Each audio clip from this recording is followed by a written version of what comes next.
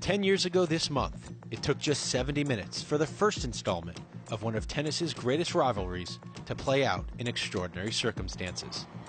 A skinny-armed kid from Mallorca, Spain, would announce himself to the world with an upset of stunning proportions under the lights at the Sony Open.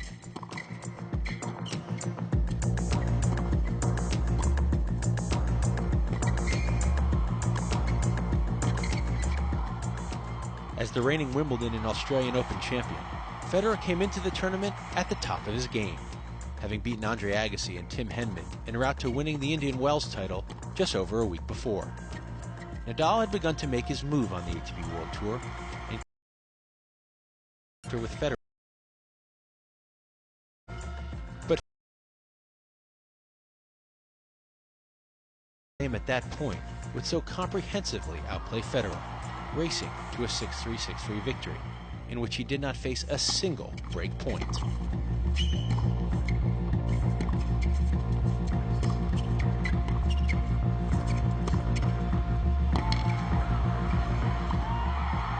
It was a memorable first installment of what would go on to become one of the greatest rivalries in tennis history.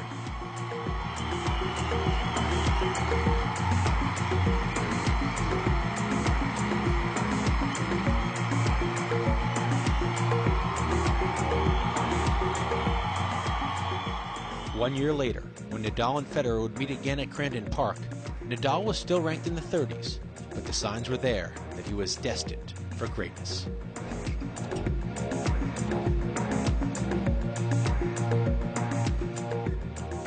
Nadal came into the final on a 15-match winning streak, having won back-to-back clay court titles in Costa del Suipe and Acapulco, and having advanced to his first ATP World Tour Masters 1000 final with the loss of just one set.